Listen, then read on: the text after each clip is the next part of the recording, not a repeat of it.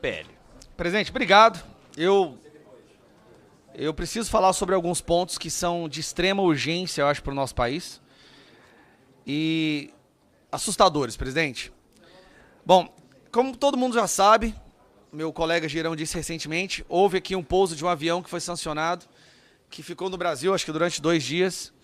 E muito pouco se sabe sobre o que aconteceu nesse pouso entre a chegada e a saída desse avião. O que se sabe é que esse avião foi sancionado por transportar armamento ilegal para terroristas pelo mundo, por transportar dinheiro criminoso, de facções criminosas, de narcotráfico, e por isso esse avião foi sancionado, mas ele pousou no Brasil com a maior tranquilidade. Presidente?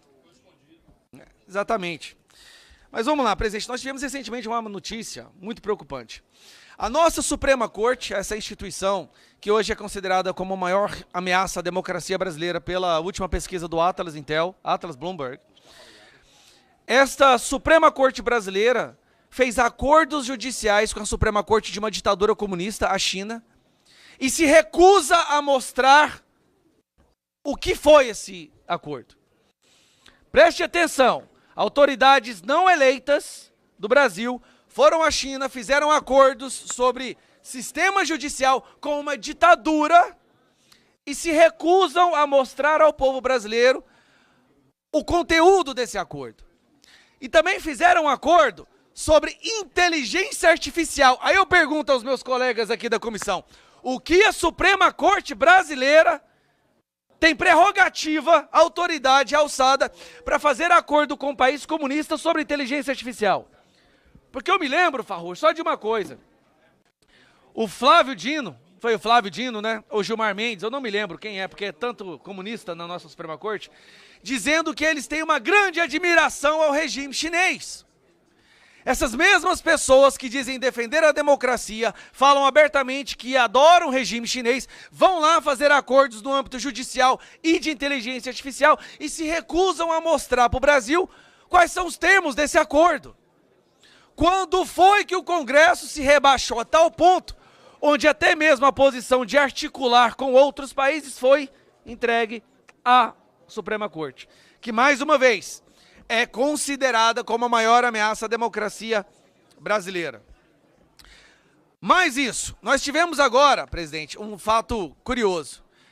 Membros das Forças Armadas, com medo da repercussão e do dano que poderia causar ao Brasil, vazou para a imprensa de que o governo brasileiro estaria articulando um plano para buscar o Maduro, um narcoterrorista condenado com recompensa de 50 milhões de dólares, e trazê-lo para o Brasil para ficar protegido aqui dentro.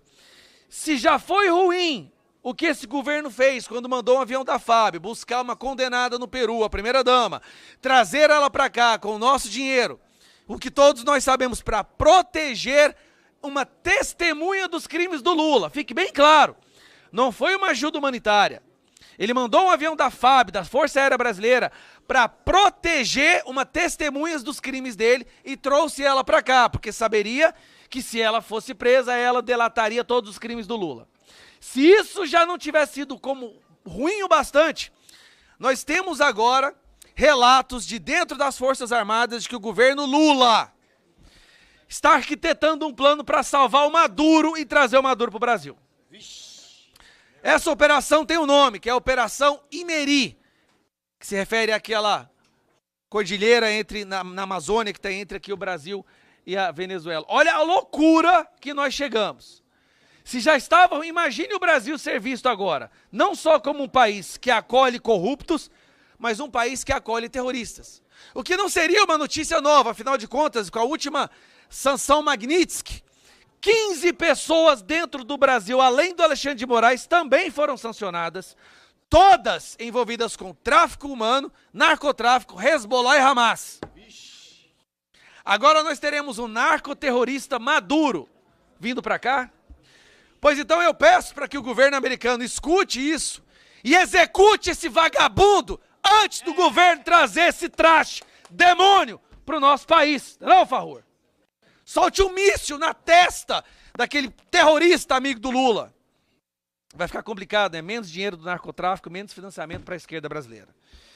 Bom, soma-se a isso o fato do Brasil ter se retirado da Aliança Internacional em Memória do Holocausto, algo que não tem nada a ver com política, nada. É uma aliança criada para impedir que o que aconteceu da Alemanha nazista contra os judeus volte a se repetir, para que as pessoas jamais esqueçam o que aconteceu. O Brasil se retira dessa aliança. Se retirar dessa aliança é demonstrar a intenção de fazer de novo o que o Hitler fez. Porque a existência dessa aliança é manter viva a memória das pessoas que sofreram nos campos de concentração e foram executadas. Se retirar dela é dizer claramente, olha, queremos repetir o que o Hitler fez. E aí nós temos que ver o ministro de Israel dizer que está preocupada porque o presidente do Brasil mostra traços antissemitas iguais a Hitler. Mas quem critica o Lula vira nazista, de acordo com a imprensa brasileira, nazista e fascista. E para concluir, presidente, como nós estamos aqui em relações exteriores e nossa defesa nacional, senhor presidente, eu acho que o senhor viu um estudo de uma universidade americana, se eu não me engano foi Stanford, que mostra que no nosso país, que o PT fala que é soberano, 26% da população vive sob o comando de facções criminosas. Prestem atenção nisso, meus amigos. 26% do povo brasileiro não tem medo de cometer um crime e ser penalizado pela polícia. Não tem medo de não seguir as regras do Congresso, do Brasil, da Constituição.